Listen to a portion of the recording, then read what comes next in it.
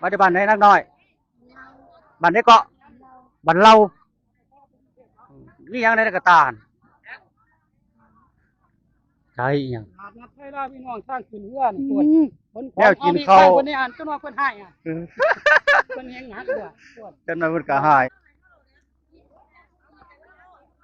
ยังละนักน้อยยังฮะจะกระทานหนักกว่านี้ทีบ่ทายดอกบ่ทายดอกดูสาวหน่อยสาวหน่อยยิ้ม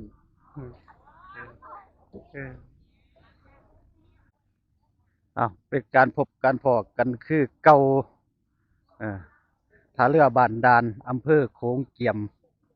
จังหวัดอุบลราชธานีเอาพามาเบิ่งภาพบรรยากาศการค้าการขายคือเก่าคือเดิม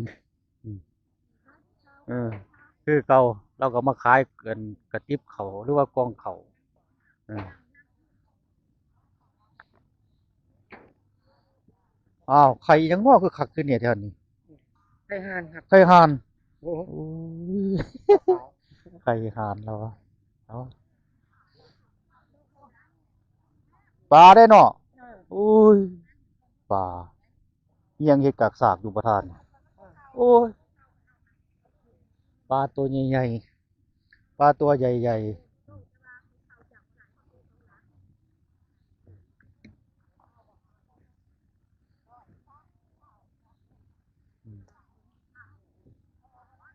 อยู่พ่ายค้อนแนวอยู่แนวกินเอาไปฝากเอาไปฝากให้พี่ให้น้องให้ลูกให้หลานอยู่กรุงเทพกรุงไทยเก็บภาพบรรยากาศคือเก่าคือเดิมแนวอยู่แนวกินใส่คุหน่อยมาเอาไปฝากบ่เอาไปฝากแล้ววะ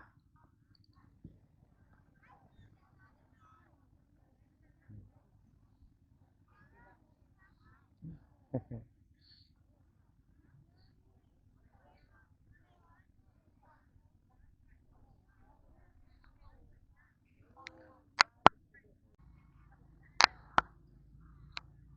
อา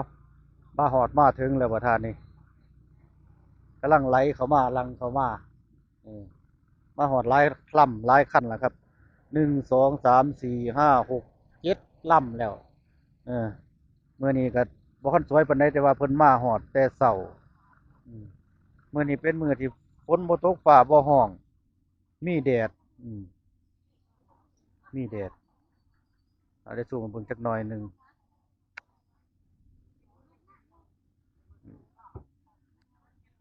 เต็มลำเรืออืมมีแต่วัยรุ่นน้อยๆกับผู้เฒ่าอืม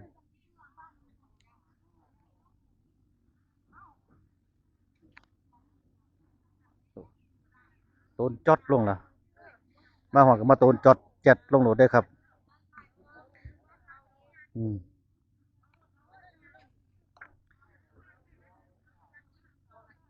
อยู่ในกระสอบครับอยู่ในกระสอบว่างอยู่หั่นครับกระสอบว่างอยู่นั่นเป็นกองเขาเด้อครับเป็นกองเขากระติบเขาเออเอาถ่ายกำลังดันถ่ายเอาเบื้องทางนี่ดันถ่ายอืมดันถ่ายดันถ่ายออกเอาหัวเขาผู้โดยสารจะได้ลงได้อืมนี่ภาพบรรยากาศคือเก่าคือเดิมนะครับคือเก่าคือเดิม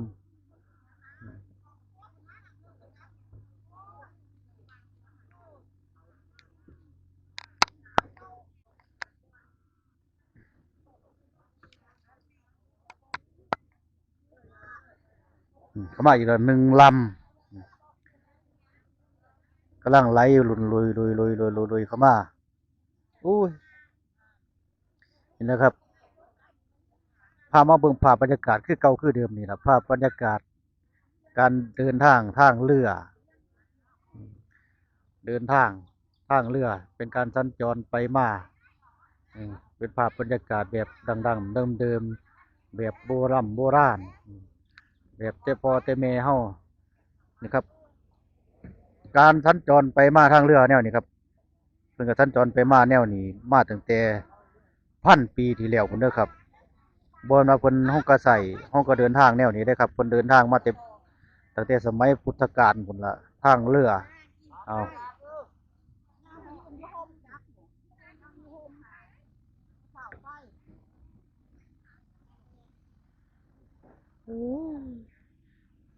สัตว์มาเต็มลำเรือคือกันแล้วครับเต็มลำเรืออาญะเต็มลำเรืออาญะ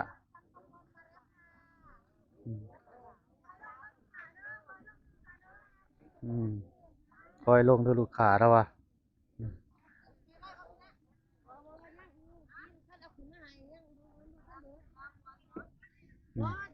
อืมปลาเราคือเก่าเลยครับปลาปลาแบบหลายบ่อึดบ่อยากอืม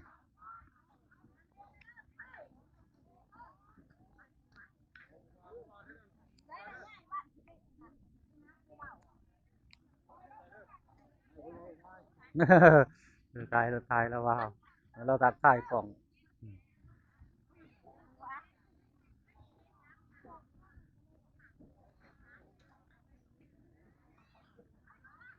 โอ้โหโอ้ขนาดเลยหิวสิ่งที่ลืมไม่ได้จนร้อนมาซื้อน้ำมันคือเก่า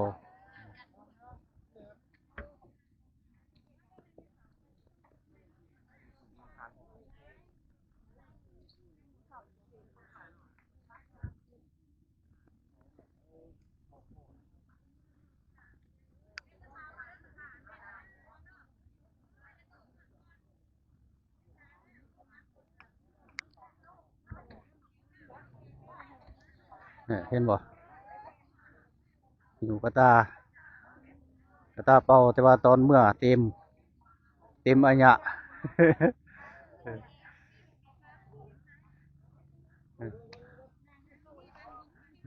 คือได้กระตาบ่คือหมูเนาะกระตาเจ้าคือบ่คือหมูได้กระตาผ่ามาเราได้กระตาผ่ามาได้เราบ่ได้มาว่าคือหมูปลาปูนหางสัตว์ที่ดีอยู่มีแต่ปลาทั้งนั้น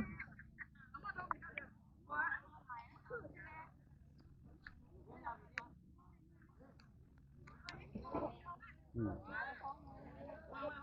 นั่งหน่อยนั่งหน่อยลุยขนาดเลย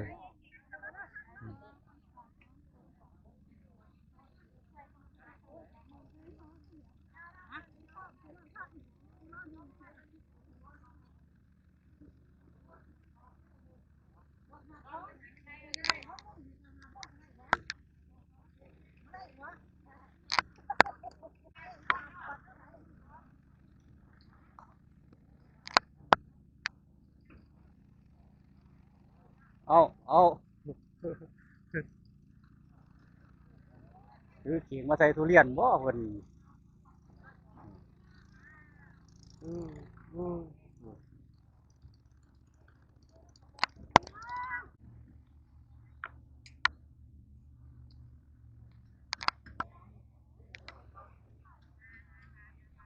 อืม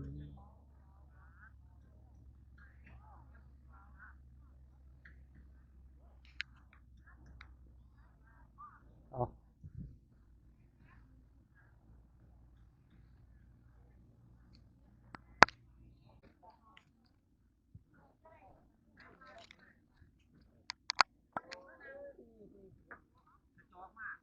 เอาลงมาครับประธานนี่พากันขึ้นมาแล้วเออบ่แม่นลงว่าลงก็ว่าได้ครับลงจากเรือบืนขึ้นท่าเอาภาพบรรยากาศลงวัยรุ่นหน่อยเออพากันมาตลาดหาซื้อสิ่งซื้อของอืม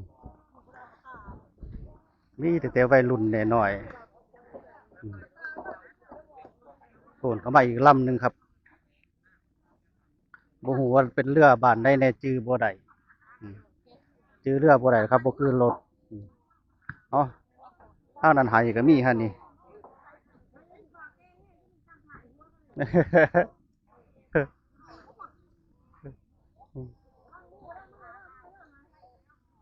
เอากำลังเข้ามาครับ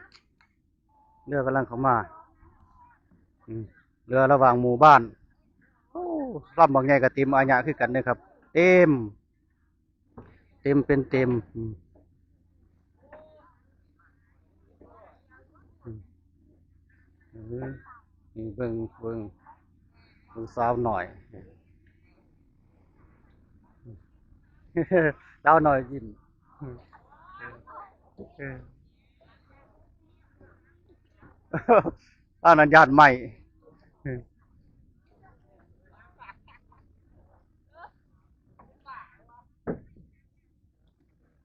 เป็นร่างเป็นกองแนวอยู่แนวกินอืมเป็นปูเป็นปลาหน้าน้ำมีทุกสิ่งทุกอย่าง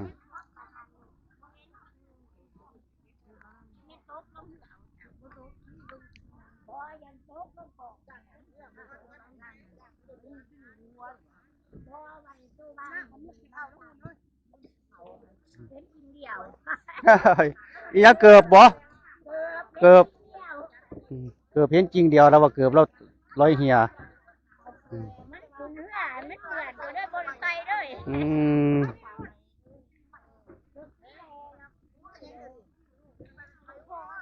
อืม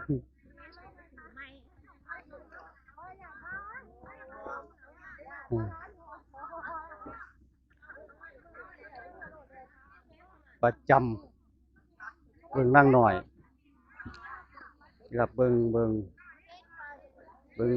นั่งหน่อยคนหนึงมายามได้เห็นหิวกระตาใส่ของอืมหิวกระตาใส่ของมาขาย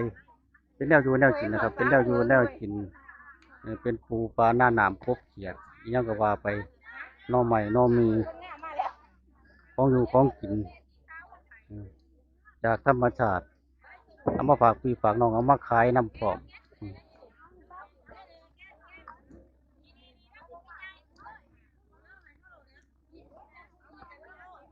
อิหยังละนักน้อยอิหยังฮะเดี๋ยวก็ทานหนักกว่านี้เด้อเออเออบ่ทายดอกบ่ทายดอกบ่บ่ทายดอก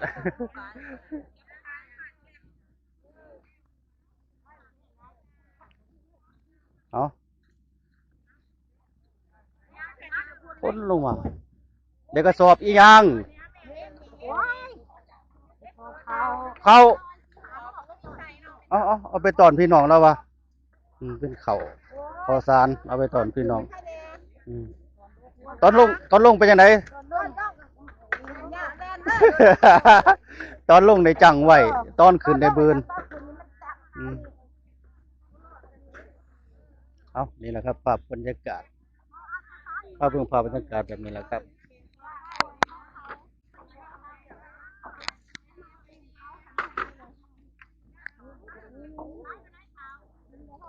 โอ้ยหอบอืมหอบเป็นเงินกี่ไปแล้วอะ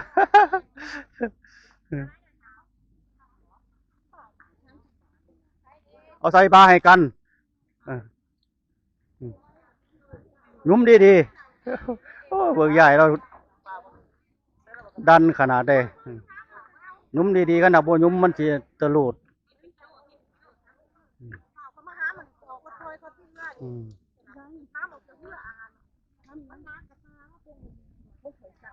โอ้ย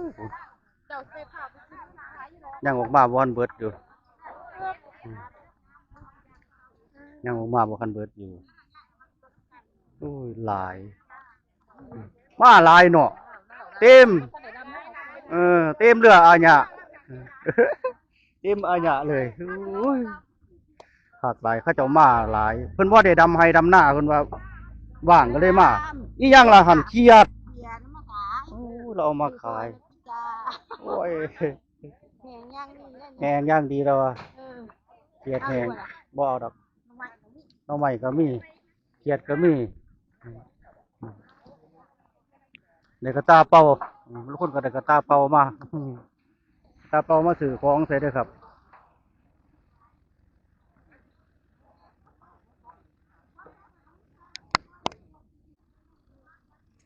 ถ่ายไปรุ่นก่อนเอาวัยรุ่นหน่อยครับวัยรุ่นวัยรุ่นอนาคตเยาวชนของศาสตร์เป็นว่าไม่ได้ผู้รูปรอไม่ได้ผู้รูปรออืมมาตลาดนัดมาเที่ยวตลาดนัดแต่งตัวมาอย่างงามอย่างรอหากันอยู่บ้านไหนบ้านนี้เกาะบอกไหมดอนคู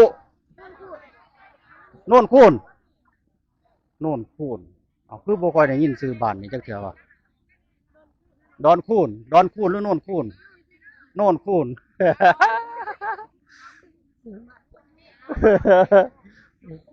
นี่เดี๋ยวผู้รูปรออืมส่งผมถ่ายไลน์เอาภาพเบื้องภาพบรรยากาศครับอู้เบื้องทางผีเรือจนเอียงอืมเรือจนเอียงเนาะลงจากเรือหยาบเรือเอียงอยู่ เจ้าทุกคนถ่ายคลิป ผมนี่เราถ่ายคลิป ตามนิ้วว่าเป็นยังหรอก ติดตามอยู่บ่ ครับ เราติดตามอยู่เราเป็นFC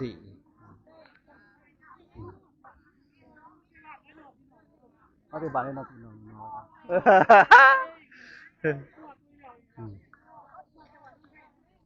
ปฏิบัติไหนนักน้อยบันได้เกาะบันเรานี่ยังในกระตานใช่ยัง อาบน้ำให้ล่าพี่น้องสร้างขึ้นเรือนี่ปวดคน แนวกินข้าว คนนี้อ่านจนว่าคนให้อ่ะคนแหงหนักกว่าปวด จนมันก็หาย ข้าวมาขายไทย อืม โอ้ยคนบ้านไหนเนี่ยนี่น้องๆมาเตะ สิน บ้านไหน สินค้าสินค้า บ้านด้วยไส้ใหญ่ สินค้าฟังเล่าวมา เขาอยู่บ้านนู้น คนมาขายฟังไทยเนี่ยแหละครับน้อยปลาแดกอืม คนไหนมาให้มีแม่ก็มาให้ อืม